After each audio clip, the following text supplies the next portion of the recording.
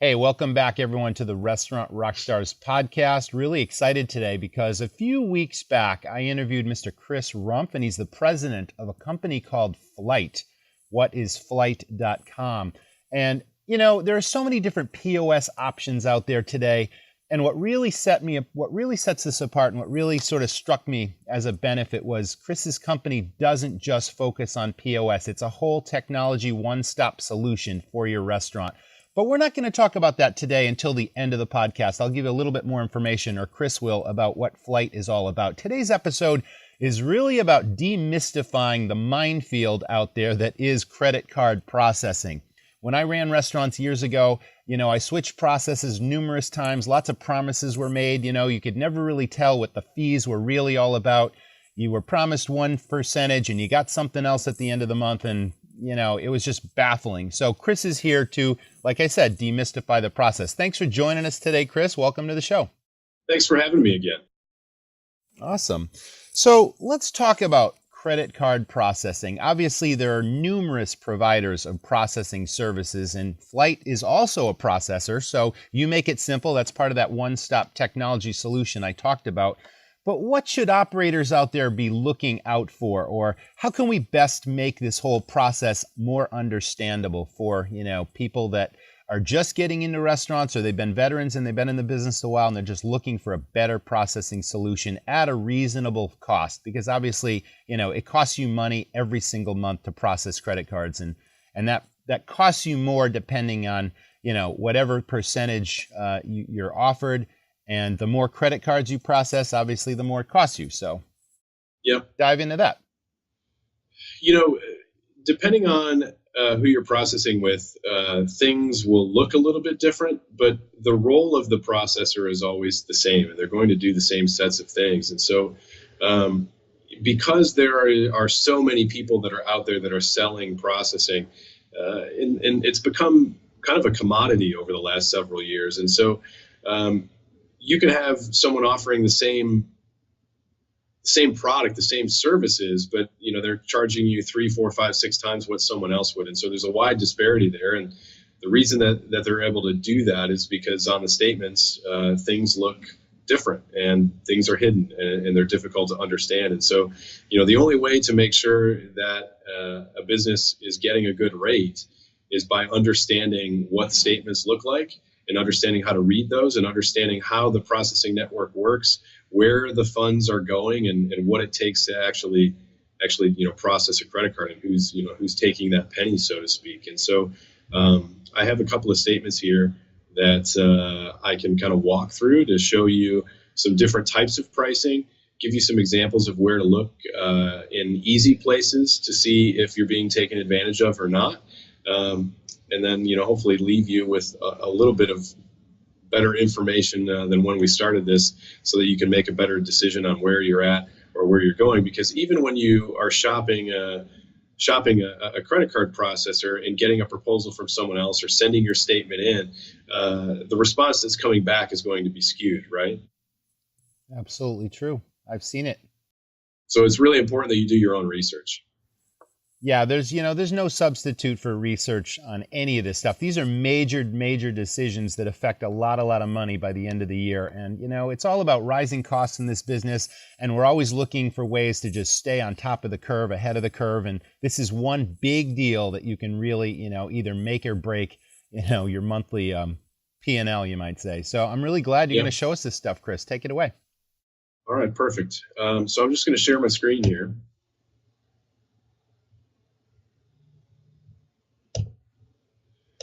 So can you see what I have here? Sure can. Perfect. Let me just slide this guy out of here.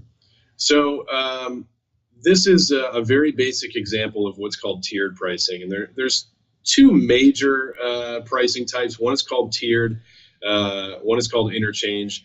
There's a fixed fee as well, and then there's some lesser known ones like enhanced bill back, which you don't see much anymore, and so I won't cover that. But a fixed fee is more like a square pricing, where they come in and they say, hey, it's a flat fee of 2.75%. It is what it is. Everything's included. Go from there. That's easy to understand, but again, it's difficult because from a costing perspective, you don't know exactly what your wholesale cost would be, and so you don't know how much a merchant processor like Square would be making, and where you might be able to save some funds. You'll see what's in front of us here. This is more of a tiered pricing, and so the center column where it has the percentages, that's where you'll see the tiered rate that things are being dropped into. The interesting thing about tiered is that in many cases, it can be overly simplified, even more so than what you see in this very basic example here. And tiered breaks down into three different kind of categories. You have fully qualified, mid-qualified, and non-qualified.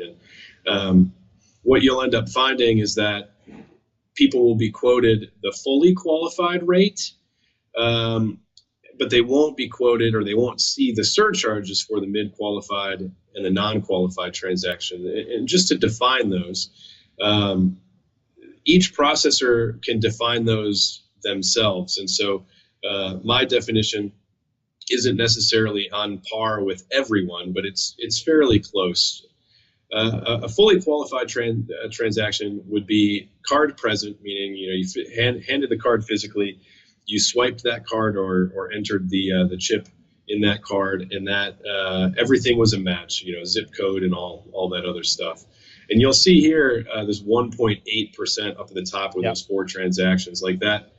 All of those would be considered a fully qualified transaction. Right. And I see that's the lower end of the percentage range. So everything is present. So, you're getting a decent rate there. I mean, a really good rate. Yeah, and basically, the card brands look at it, and because the card's physically present and some other things, the risk is much less, and so you're paying less on the transaction. As we go down and move up to 2%, to 2.3, 2.5, 3% and above, right, you'll see that becomes a little bit different. And the way that those things would work is a mid-qualified transaction might be a rewards card or a corporate card. So, you think about, who's paying for those credit card rewards. Well, it's the merchants. And on a tiered rate, you're going to be higher into a mid-qualified bucket for any card type that is a rewards card or anything like that. And then as you go down, you may be in a non-qualified rate for anything that would be card not present. Let's say you had a hand key a card number in.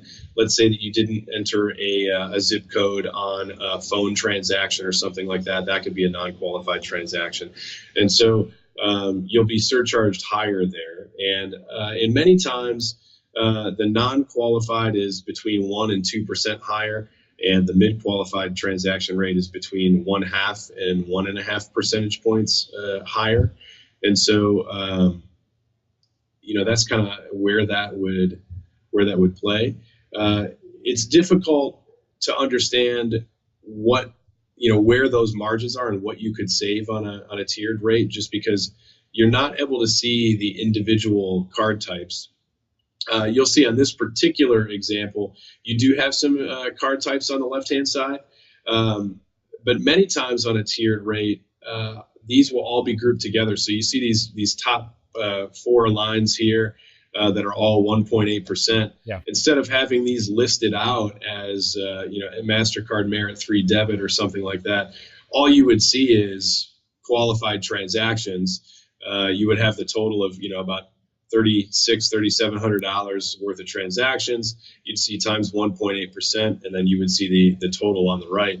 And so it would be entirely plausible that you would have just 3 lines, fully qualified, a mid-qualified, and a non-qualified line item there to see what you had gone through your account this last month.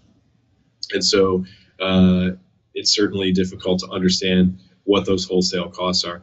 And again, even on this tiered pricing, it's showing you what bucket on an interchange rate, and we'll talk about that in a second, that these transactions are being thrown into in terms of Visa retail and Visa small ticket and MasterCard Merit and stuff like that. But it's showing you a 1.8% transaction rate. It's not showing you the wholesale rate or what the processor actually paid to process that particular transaction. Okay, that's good to know. So this here is a little bit different, and let me make this a little bit bigger. So this is an interchange rate here, and this is what I call an ugly interchange statement, and you'll see here that it's showing you the individual transaction types and the charges, but it's not necessarily showing you the amounts or anything like that.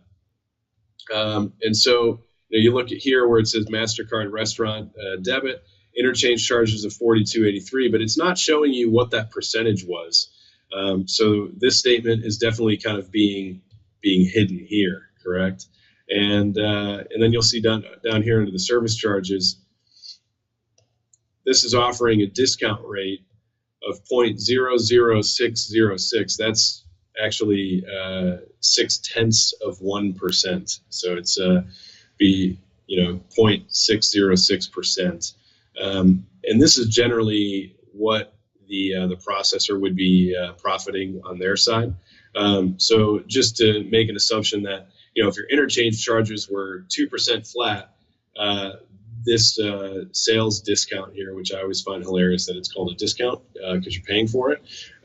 Yes.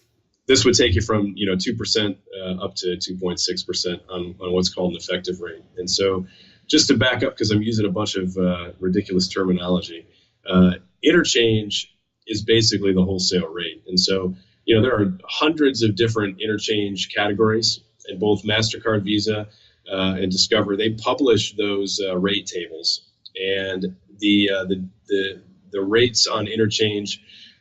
They vary from card type to the industry that's accepting the card. So, if you're in a restaurant, you're going to pay a different rate than you would if you were a convenience store or a retail store or something like that.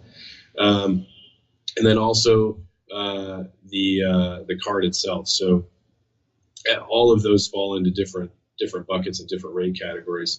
But again, MasterCard and Visa, they set those rates and they publish those rates.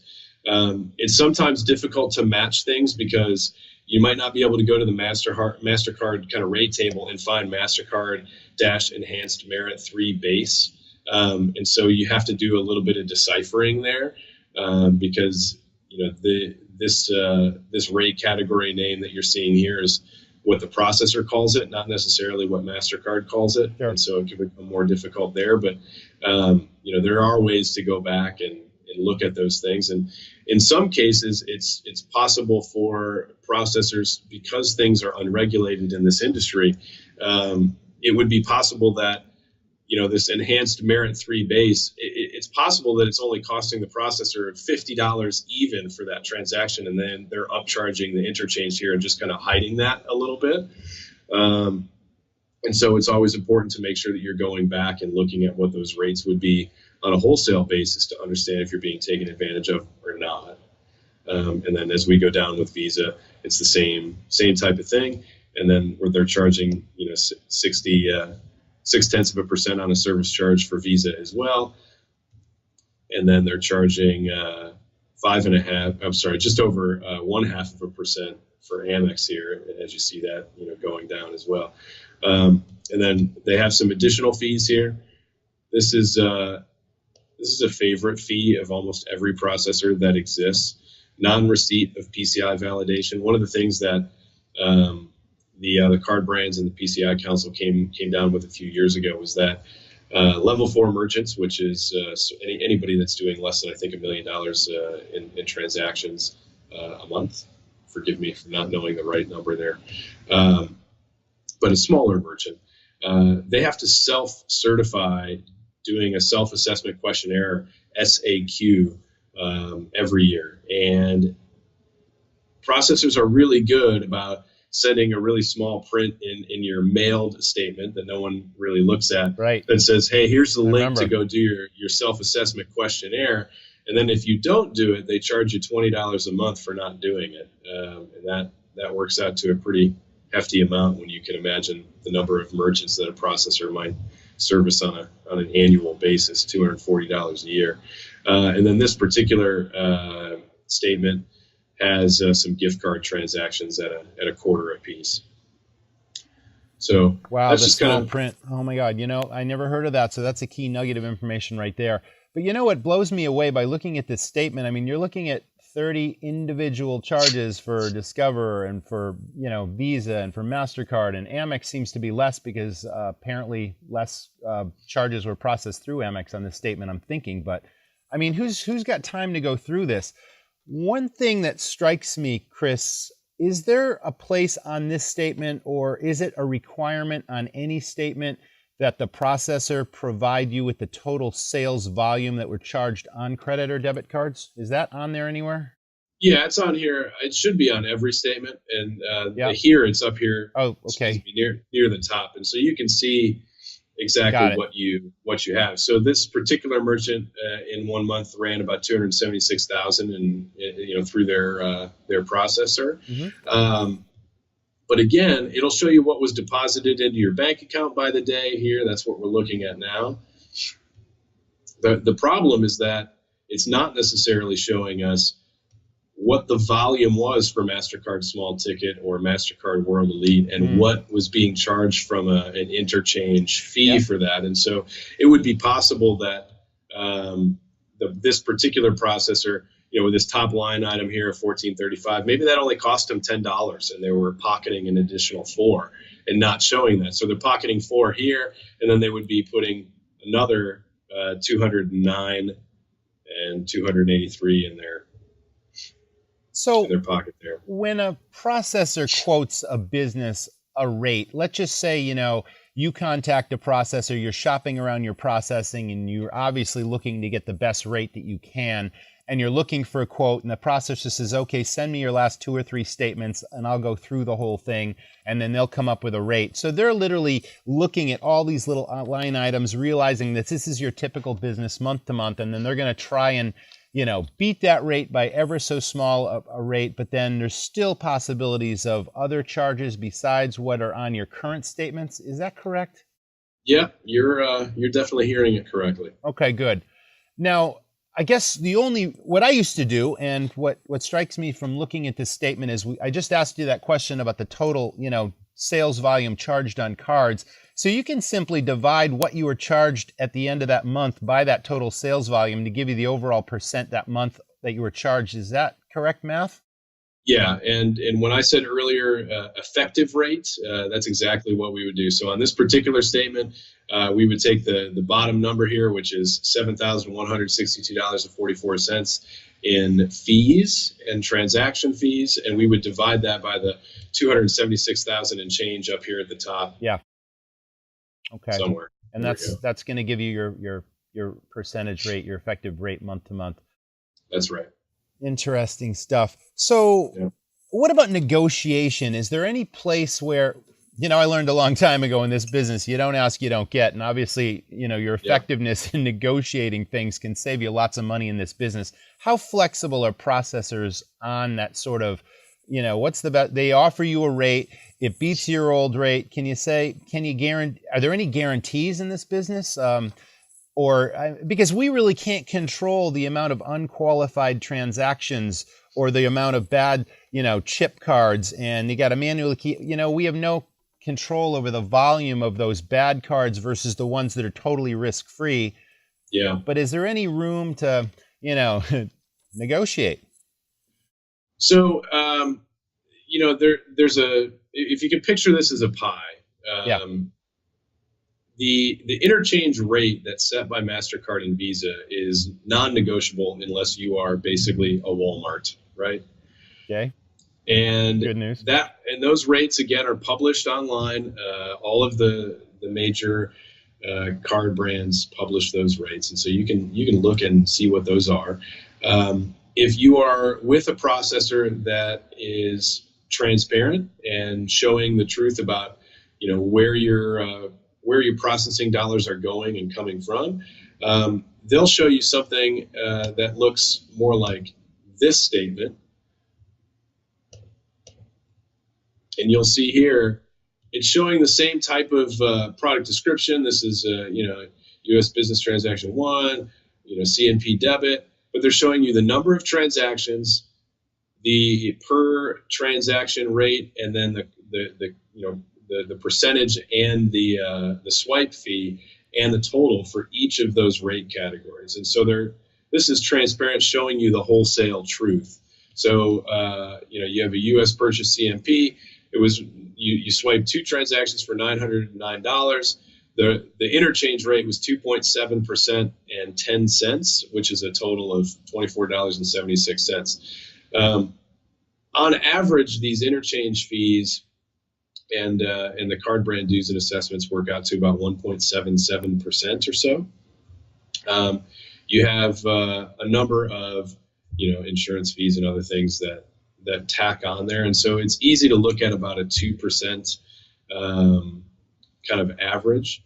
But you'll see here, depending on what your business is, like in our business, we are a business-to-business company, and so we do a lot more on business cards, corporate cards, rewards cards, and American Express. And so our effective rate in our business is a lot higher than that, just because the average is a lot higher. But we can see that based on the interchange charges that exist, if that makes sense. It does, yeah. So let me ask you, you trigger a thought here. This is a very transparent statement, whereas the one you just showed us, really wasn't. And there was a lot of, mystic stuff in there, smoke and mirrors and all this other kind of stuff. Obviously, this data is available to any processor. Can you ask for this type of transparency when you're shopping stuff around? Or will they not give it to you in some cases just because they don't do it that way? In our experience, how the account is boarded is how you'll see it, and you won't be able to see it in any other way.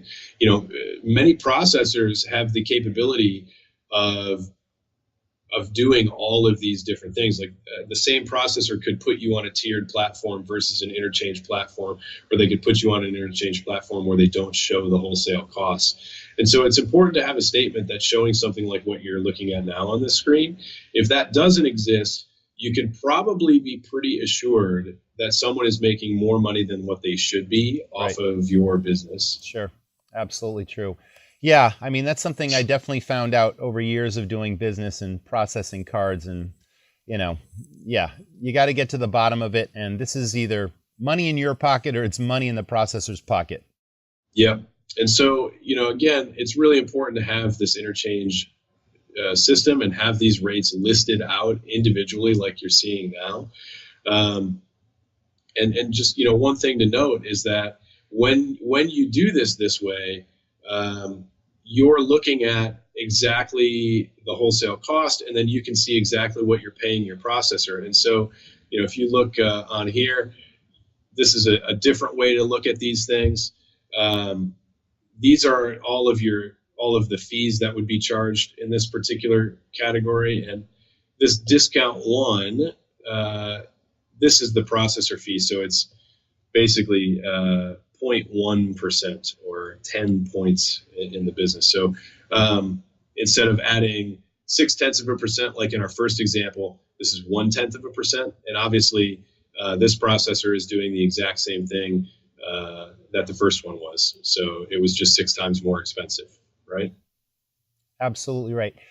I remember getting, statements in the mail, and from time to time, without a statement, you'd get a notification from your processor that rates are going up. I mean, is this an annual thing, and is it specifically limited to interchange fees, or is that just another way where, okay, it's mandatory that every processor's interchange fees are going to go up every year around the same time, but then they've also some of them will bury something else in there because there is an increase. I mean, can you take us, is that transparent?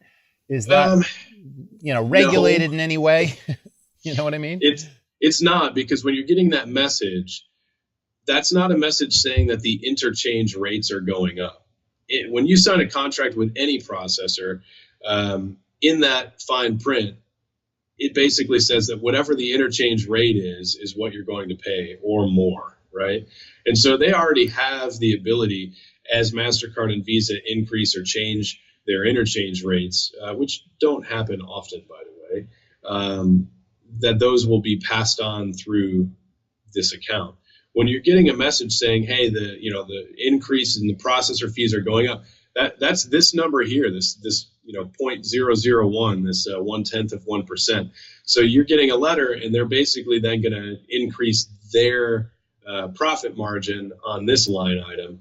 Maybe they go from 1/10 of a percent to 2/10 of a percent. And you'll find a lot of processors that 3 to 6 months into your tenure, they will send that through and then raise that rate. So you basically are getting an introductory rate with the proposal that was sent to you, and then they're going to up that when they can. And most fine print of processors will allow them to do that as well. That's what I was thinking of. Okay, so I guess I spoke out of turn when I talked about the interchange rate increase. I guess what I was thinking of was the cards themselves, the Visa, the MasterCards, those fees go up from time to time. And then you're saying that the processor itself will also find a way to, tack something on also and make an additional profit beyond your introductory period that says, I promise you 2% on your processing, and then you find out it's really something different. Yep, exactly. And you'll notice here, like this processor too, $20 non-receipt of PCI, as we talked earlier. So there's a whole bunch of craziness, but again, it's a commodity business, and so there's not a whole lot that processors can do to differentiate themselves at this point. They're all pretty much doing the same thing, and unfortunately, it's up to the merchant to make sure that they're going through these statements, understanding what those are and what they're paying and where they might be able to save some cash or where they may be taking advantage of with their current provider. So we talked originally about doing your research before you shop things around, understanding as much of this process as possible, and then doing your homework once you've selected a processor, staying on top of it and calling them on certain things. I mean, it's just time well spent. There's 1,000 details of running restaurants, but you're either making money every day or losing it, and there's 1,000 ways to lose it. So you might as well focus in on the things that you can control that have a significant impact on your bottom line. Wow. Anything else you want to share? I mean, you've covered a lot here. This is really super powerful information and helpful, Chris.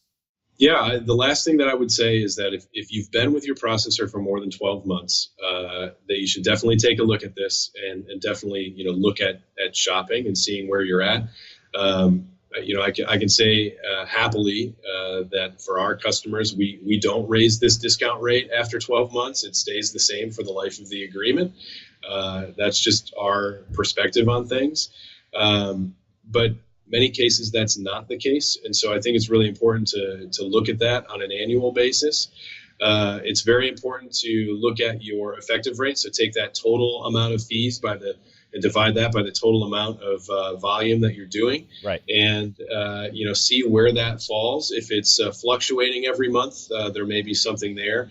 If you are doing a good amount of business, and that's over 2.7, 2.8, 2.9% as an effective rate, I would seriously take a look at that. And certainly in this industry, we have a lot of friends who do the similar things, and so don't be shy to share with your friends or your neighbors to see what the disparity is, because even on interchange, this highlighted number here, this discount one, I mean, that can be 10 points, it could be 5 points, it can be 100 points. We've had customers where we've been able to save them over $20,000 a year just on this line item alone right here. Amazing. That's powerful. So if you want to find out how you're going to finance your next amazing family vacation, this is usually a pretty good way to start. Money found, Chris. That's awesome. Hey, as I mentioned earlier in the broadcast, you were on a couple of weeks ago. I believe it was episode number 145, and I was really intrigued by FLYGHT because, you're not the typical POS company. Why don't you tell the listeners right now what really sets FLYGHT apart from, the typical POS companies out there? I mean, you really are a technology company, not a POS provider per se. Yeah, that's really the differentiator for us. Our background is in technology. We've always been an automation-focused company, and so we're always looking to, how do we take a workflow? How do we make that better? How do we help our customers streamline their businesses? And so what we've really done over the last several years is put together a suite of products that's outside the typical point of sale provider. And, we're able to come into a restaurant and help them with their wireless, their security, their firewall infrastructure, and take care of all of those things, anywhere from the internet and the phone and the television service that enters your building, all the way through the security and marketing of your customers via Wi-Fi and all those other things, to make it a single point, a single solution, and so that you just have one phone number to call for questions or concerns. You don't have to worry about vetting a dozen different providers, trying to figure out how those providers talk to one another. We've done that legwork, we've done that research, we've built the unification around those products so that they seamlessly work and talk with one another. And so we're just trying to make it more simple, so that if you're a restaurant owner, you can spend more time working with your employees, spending time with your best customers, focusing so that your employees can spend more time out on the floor with their customers, and giving the customers a seamless experience on their side without having to use any human time or interaction on your side to give them that better experience. It's worth checking out. So FLYGHT is found at www.whatisflyght.com, and FLYGHT is spelled FLYGHT. Is that correct? Yeah, we're trendy. Awesome. No, that's very cool. Chris, this was a super helpful topic, super helpful episode. You really brought things to life. I'm glad you were able to share your screen. It clarified things for me, and I've been out of this for several years, but I'm believing strongly that the audience is going to get a lot out of this. And you've given us a lot of advice to look forward to as we move forward. So thanks for joining us on the episode. I appreciate it very much. It's good to be back. Thank you. Excellent. That was the Restaurant Rockstars podcast, folks. Tune in next week for more engaging topics that help restaurants build their brands, rock their profits, and deliver amazing guest service experiences and save money. Thanks again, Chris. Have a great day. Thanks, you too. Thanks for listening to the Restaurant Rockstars podcast. For lots of great resources, head over to restaurantrockstars.com. And while you're there, download a copy of the book, Rock Your Restaurant. It's a game changer. See you next time.